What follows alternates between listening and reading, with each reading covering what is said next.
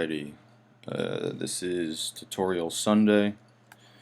We are doing another tutorial on the OpenBB terminal, the open source application, software application. I'm going to start off by showing you how to change the color, because that took me a long time, and I know sometimes it will default to light mode, and that can be annoying. So make sure you have the application open. Go up here if you're on a MacBook. If you're on Windows, I have no idea, good luck. Preferences, and then you'll probably end up here, but you need to be on the Profiles tab. Okay, so right now I have it default to Homebrew. Here's the white one. We can change one, and I'll just show you. You gotta click default, and then terminate your terminal. Start it back up, and here we go.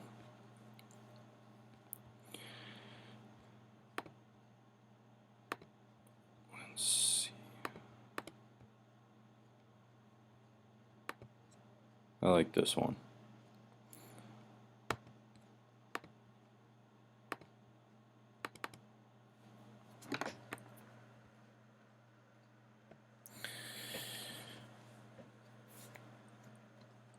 Okay, we've got our Python OpenBB terminal up and running.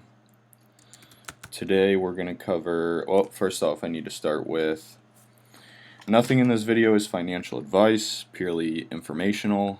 I am covering the abilities and expansion of a software application. Any of my positions in any securities or narratives that I talk about should not be taken as financial advice and strictly, personal. Thank you. Now I can continue. We're going to look at option chains today, exporting data, and hedging. So let's first go to the stocks folder. Then we will go to options, and I want to look at the chains. So let's say I do not have a position, I may be interested in taking a position. I'm going to go look at what the chains are. Oh, that's right. Alright, so you'll see here in the yellow spaces right here, we don't have a ticker, so we need to load a ticker. I'm going to do mstr. So now if we type our help command, you'll see we now have our ticker loaded. Okay, so we're also going to need an expiration date, so let's take a look at the expiration dates possible right now. Okay, I'm just going to choose the identifier of, let's go a few months out. Let's do maybe the new year. So we'll use identifier 6. Oh, that's right, you gotta type exp6. Okay, expiration set. Let's check. There we go. Okay, let's look at the chains.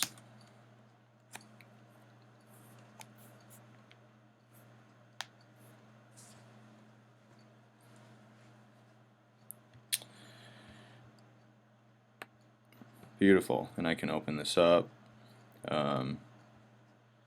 Here we'll see strike price, calls and puts. I believe if we do chains-h, which is a help command on a specific command, so that's important to know to dig deeper into the settings and stuff. This is all yellow and you can't see it very well. But we can, flag puts, change the display, export. So let's export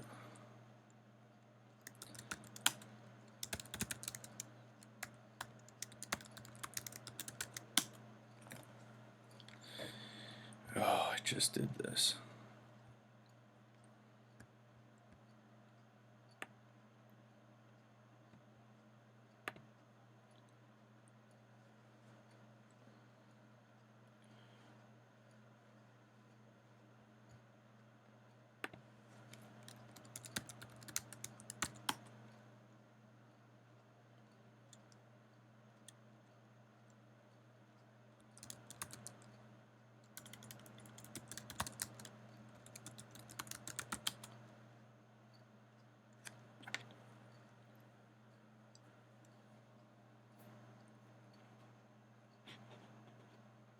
There we go. So I typed chains, which implies the option chains, -- export, and then the file type CSV. And as we can see down here, it's saved that data in a CSV format out in that file folder. So you'll have to go find that folder in your computer and open that file. Okay, let's go back to our menu. Just need to type H to see the menu help.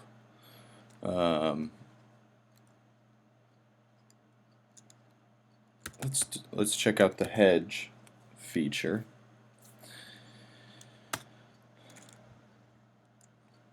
Okay, so right now we need to pick an underlying position.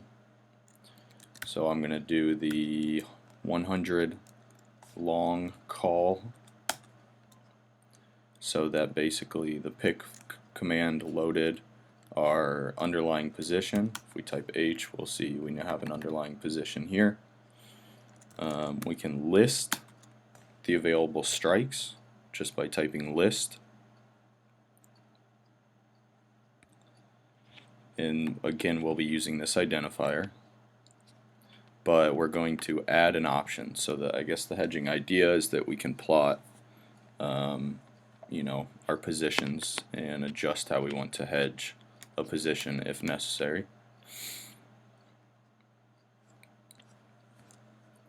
We're going to do the add command, and I will do, what do we want to, let's decide. So we have a long call. I guess I don't even know why I would want to hedge this way, but we'll do a what was that? 200 call or put. It's 27. Let's add 27.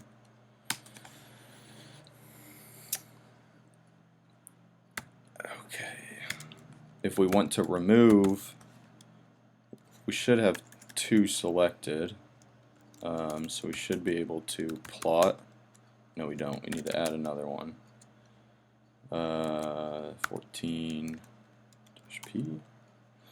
Okay, so now if we want to remove one of the positions, we have our options here, but I'm not. I'm just going to plot. And here we go. This can show you the I did not add in proper positions, so please ignore all of this. But as you can see, it will plot your positions, and you can basically visualize a hedging strategy.